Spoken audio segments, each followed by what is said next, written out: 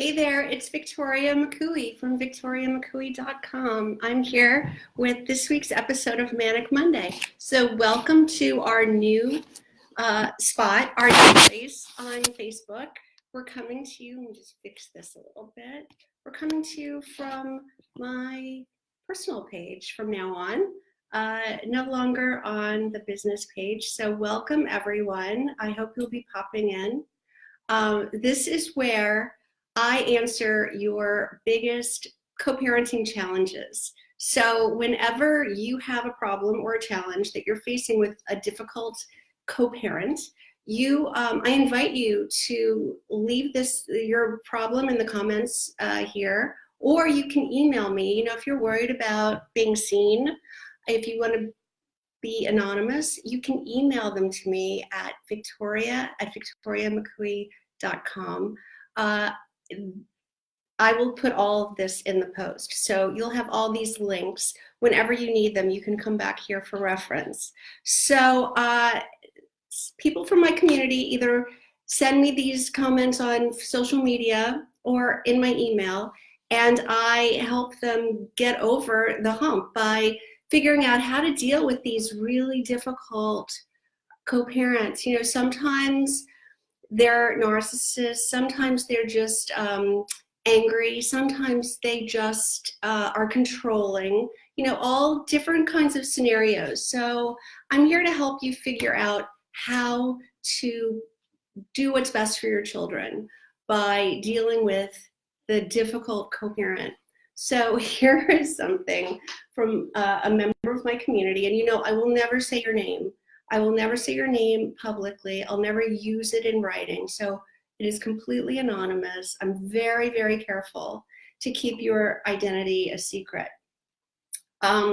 So apparently this woman had to have surgery, and she was recovering with her mother, and the children were with their dad, two children, 11 and 7. And he told the children that because he hadn't heard from the mother's mother, because she wasn't returning his calls, he told the children that she must be dead because he hadn't heard from her.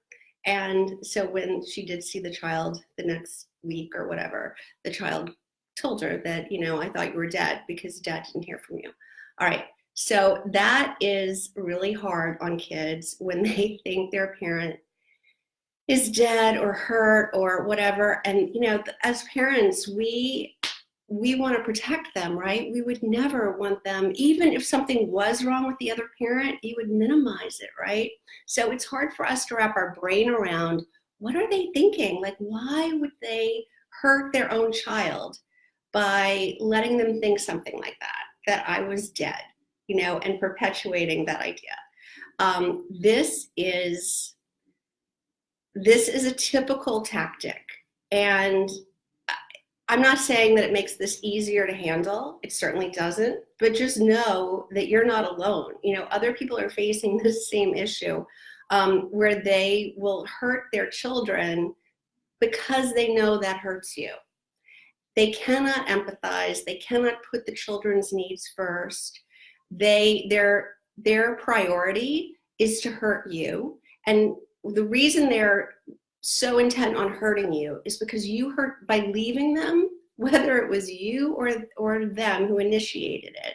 Doesn't matter. You left, and their ego is so fragile. Their ego is so huge and so fragile that even if they're the one initiating it, they cannot take the hurt of being abandoned. You know, this is a narcissist's biggest fear, the fear of abandonment, the fear of rejection. They are freaked out and scared about being abandoned. So this is some deep-seated fear.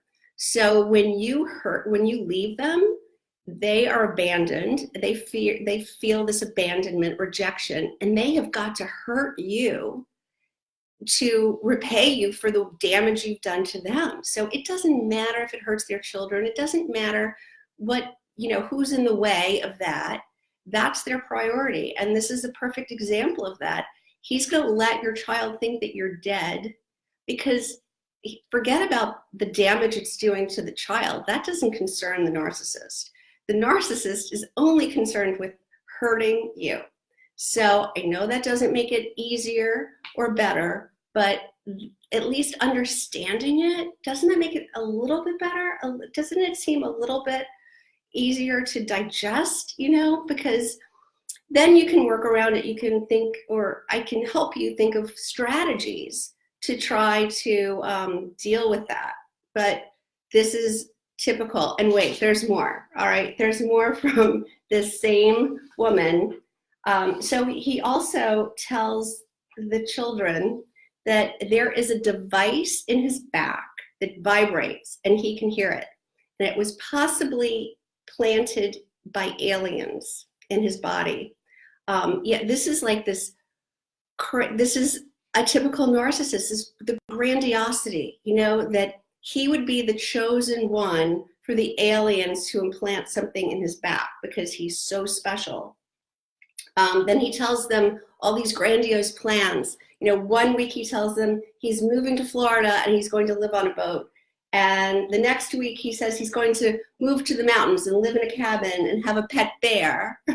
And then tells the daughters that he's going to take them places and buy them things, horses. And oh my gosh, I can relate to this personally so much because, it's the shiny object syndrome. Whatever is the shiniest thing in that moment is, the new thing. Like, I'm going to move here, I'm going to move there. They see someone else with something and they want that. And there's no long-term plan. It's just whatever happens in the moment. Telling your children that he's going to, I remember in my own situation, it was like, I'm going to buy you a horse and we're going to have a tennis court, we're going to have a pool, and we're going to have, if it was all the big thinking, and it never ever came to fruition, right? So you cannot, here's my advice. You can't tell your children that none of these things are going to happen because it seems like you're disparaging their dad. They have to learn for themselves. And for years, I waited for my children to learn for themselves, and I thought this would be the prize, at the end, that they would figure this out on their own and everything would be better. But guess what? It's even worse, because the day your children realize that their dad has these issues, is living in an alternate reality, it's heartbreaking. It's heartbreaking to watch as a mother, so it's either way, it's sad, but they do have to figure it out for themselves. You can't tell them because they will resent you. So you just have to be supportive. What I always say is be the safe harbor. Dad in this case, and in many of the cases with my clients, dad is the wild ride. He is the wild ride on the high seas, and it's very exciting. And especially in my case, they were all boys. And we did a lot of sailing. They really understood this analogy I gave them. Dad is the wild ride on the high seas. It's exciting, it's invigorating, it's intoxicating. You're on a boat and the waves are big and you're exhilarated, and it's scary and fun and crazy and really great. But guess what? At some point, you'll want to get off the boat. At some point, you need a safe harbor. And mom is the safe harbor. And that is how I explained it to them. And that really resonated with them. So I wonder if maybe you could use that in your case, with your kids, tell them that you're the safe harbor. You're the warm bed and the hot meal and the cuddle and, everything's okay. And, when I first told this analogy it was my middle son, he was probably like 10. I said, but at some point you want to get off the boat and you want to get a hot shower and a clean bed and, and then after a while you're ready to go back out on another wild sail. But you need some stability too. He was like, Mom, that is exactly what it's like. I mean, this resonated with him so well. So I hope that works for you. Try to explain that Dad is, that's what is so special about Dad, is that it's so exciting to be around Dad, but you don't want to live at that fever pitch all the time. You know, like you need one foot in reality and on the ground. So I hope that helps. You know, these are just like tips and tricks for helping your children deal with a pretty outrageous parent who has these grandiose visions and ideas of himself.